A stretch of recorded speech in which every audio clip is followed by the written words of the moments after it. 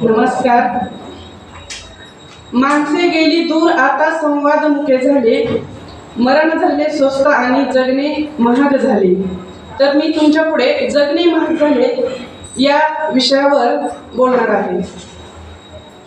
पूर्वीचा एक काळ होता. तुमचे आणि माझे वडील आजोबा पहाटे सकाळी 3 वाजता लवकर उठायचे. शक्यतो हे उठणं खेड्यात असायचं. पहाटे 3 ला उठायचे, दारात बांधलेली दोन्ही बैल सोडून शेतात जायचे. पहाटे 5 पर्यंत 2 तास बैलांना चारायचे आणि नंतर 5 वाजता घरी येऊन आपल्या गुरांचा गोठा साफ करणे, शेण काढणे, त्यांना वैरण टाकणे आणि एवढं प्रचंड कष्ट केल्यानंतर एका तासात 6 वाजता त्यांना घाम यायचा. गार पाण्याने आंघोळ करायचे, निंबाच्या काडीनं दात घासायचे आणि 8 वाजता जेवायला बसायचे. आईनं चुलीवरती बनवलेली गरम गरम भाकरी आणि गावरान गाईचं दूध तोंडी लावायला मिरचीचा ठेचा आहार होता. हा कष्ट होते. भरपूर कष्ट केल्यावर आहार योग्य होता. त्यात बेकरीचे पदार्थ नसायचे आणि कष्टातून व्यायाम व्हायचा. घरगुती बनवलेल्या या जेवणातून आहार सकस असायचा आणि यामुळे आरोग्य त्यांच्याकडे अगदी लाभलेलं असायचं. आजारी नव्हते. हॉस्पिटलचा खर्च नसायचा. म्हणजे साधी राहणीमान तर होतीच, पण त्याच्याबरोबर सुख आणि समाधान पण होतं त्यांच्याकडे. आणि आपण इथं बसलेलं आपलं बालपण काय केलो, मला वाटतं 5% लोक सोडले तर सर्व 2, 2.5, 3 किलोमीटर पायी शाळेत चालत जायचो आपण. सकाळी संध्याकाळी घरचं जेवण, दुपारी 15 रुपये ते 20 रुपये किलो प्रतीचा तांदूळ असू द्या त्याचा भात खायचो आणि किती आरोग्य ठणठणीत असायचं. इंजेक्शन, सलाईन, पेशी कमी होणं, वाढणं हे आपल्याकडे नव्हतं 15-20 वर्षापर्यंत. आणि जे आपण बालपण सोसलं, जो संघर्ष केलाय तोच संघर्ष आता आपण करू शकत नाही. तर विचार बदलले, जीवनशैली बदलली, त्यामुळं आता प्रचंड आपल्या विचारात बदल झाला आणि मग जगणं महाग होत चाललं.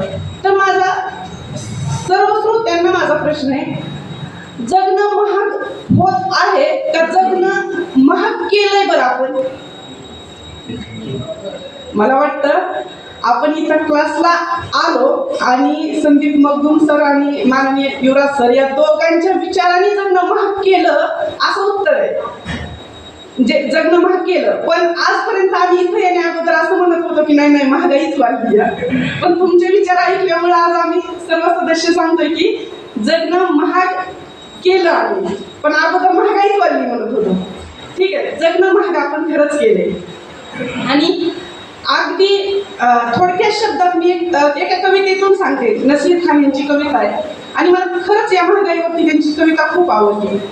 कविता असे, दोस्तों लोग कहते हैं ए बदल गए ओ बदल गए हैं, बात वो नहीं है कि जिसके चर्चे उड़ रहे हैं, महंगाई नहीं साहब खर्चे बढ़ गए हैं. पहले नानी की घर मनती थी छुट्टियाँ, आम अमरूद खाकर मनती थी छुट्टियाँ, अब तो गोवा मनाली की ट्रिप लग रहे हैं, महंगाई नहीं साहब खर्चे बढ़ गए हैं.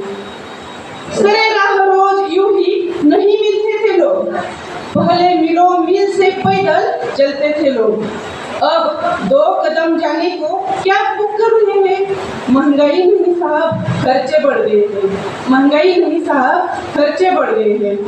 घर में खाना खाकर स्वाद इतराते थे हम, नमक संग रोटी भी खुशी खुशी खाते थे हम, अब तो हर वीकेंड में होटल दिख रहे हैं, महंगाई नहीं साहब खर्चे बढ़ गए हैं, महंगाई नहीं साहब खर्चे बढ़ गए हैं. 2 जोड़ी कपड़े में पूरा साल निकलता था, बस दिवाली के दिन नया जोड़ा सिलाता था. अब तो शौक फैशन के लिए शॉपिंग कर रहे हैं, महंगाई नहीं साहब खर्चे बढ़ गए हैं, महंगाई नहीं साहब खर्चे बढ़ गए हैं.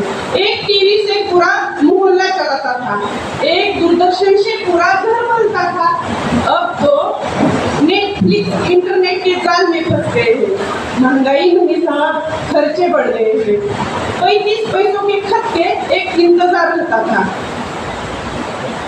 खत के अंदर एक फरेल का त्योहार रहता था, अब तो सबके हाथों में मोबाइल दिख रहे हैं, महंगाई नहीं साहब, खर्चे बढ़ गए हैं.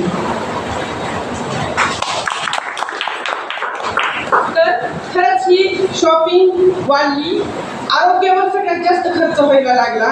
त्यामुळं आपल्याकडे समस्या प्रत्येक माणसाकडे असे की पैसा कितीही येत असू द्या तो, पण जगण्यासाठी तो पैसा आता पुरत नाही, कमी पडायला लागलाय पैसा बदललेल्या जीवनशैलीमुळे. किती जीवनशैली बदलावी आणि किती शॉपिंग असावी. एक उदाहरण सांगते. शीतलताई, तुमचा हा दादा आहे ना, मला नेहमी सांगायचे, अगं तू नेहमी नसताना तू कपाट उघडत जाऊ नको. आता 1-2-3 दिवस गेले की मी घरी नसताना तू कपाट उघडत जाऊ नको. अरे कपाट नाही उघडण्याचा आणि मी घरी नसण्याचा काही संबंधच नाही. मग मी एकदा न राहलेले विचारलं की का मी तुम्ही नसताना कपाट उघडायचं नाही. त्यांनी सांगितलं त्या कपाटातल्या साड्यांचा जो ढिगारा आहे तो जर अचानक पडला तर ढिगाऱ्याखाली तू दबशील आणि मरून जाशील.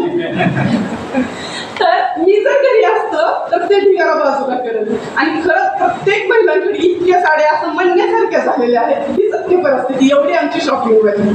म्हणून खरंच जगणं यामुळं महाग होत गेलं आहे. त्याच्यानंतर याला उपाय, समस्या झाली पैसे पुरवण्यात यामुळं, आणि उपाय म्हणून तर आपण काय करू शकतो बरं. शिक्षणाला तुम्ही जिल्हा परिषदेच्या शाळा, इंग्लिश मिडियमच्या शाळा, शिक्षणाचा विचार करा, त्यातून खर्च कमी होईल. स्पर्धा परीक्षेतून मिळणारी स्कॉलरशिप मुलांना कशी भेटेल त्यावर दूरदृष्टी ठेवा, त्यात तुमचा शैक्षणिक खर्च कमी होईल. आहार बदलला, व्यायाम केला, प्राणायाम केला, आसनायम केलं, आणि सगळ्यात महत्त्वाचा मुद्दा गरजा कमी करा. गरजा कमी केल्या तरीही जगणं खूप स्वस्त होऊ शकतं. आणि जर तुम्ही शेतकरी असाल तर एक मी सांगते, नैसर्गिक शेतीवरती थोडा भर द्या. एक माझे घडलेलं उदाहरण सांगते मी. 3 एकर केळीची बाग आहे आणि त्यात 2 महिन्यापूर्वी त्याला असं जमिनीत उकरून आम्ही खांदून खत टाकत होतो. खत टाकताना त्या मातीतून फुंगी नावाची एक आळी असते, ती आळी कुठं कुठं दिसल्या, एक 10-15 जागेवरती दिसली आम्हाला शेतात.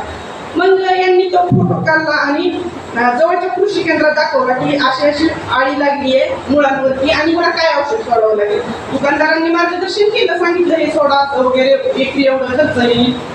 मग नैसर्गिक शेती यांनी त्याचा उपाय करून करायचा ठरवला. बघूया फरक पडतोय का, रिझल्ट येतोय का. त्यांनी त्याचा अभ्यास केला, त्याच्यावर काय नेमकं औषध वापरलं जातं. तर अशी माहिती मिळाली की एकरी 5 किलो केतकडीची पाने आणायची. मग 3 एकरसाठी 15 किलो केतकडीची पाने आणली. भवानी संध्याकाळी त्याचे काटे काढले, त्याचे छोटे छोटे काप बनवले आणि हिटरमध्ये ते उकळले. ते किती तास उकळायचे होते, काय त्याची प्रोसेस असं ते सगळे केले. त्याचं पाणी गाळलं, थंड केलं आणि फिल्टरमधून ते पाणी शेतीला सोडलं. सर फक्त ते माती खणल्यावरती 15 आळ्या दिसल्या आम्हाला, पण त्याची जहांजी पिल्ली तयार झाली. ती अक्षरशः पाणी सोडल्यावर 3 दिवसानंतर लाखो आळ्यावरती आली आणि पिकाला हानिकारक असणारी सगळी कीड मरून गेली आणि जे मित्र कीड होती ते सगळे जिवंत होते. नैसर्गिक शेती करा, खर्च 1 रुपया आहे, हा कष्ट मात्र थोडंसं पडलं. तर अशा प्रकारे तुम्ही गरजा कमी करून साध्या राहणीमानातून अगदी जगणं स्वस्त करू शकता. आणि मला इतक्या वेळ शांत ऐकल्याबद्दल धन्यवाद.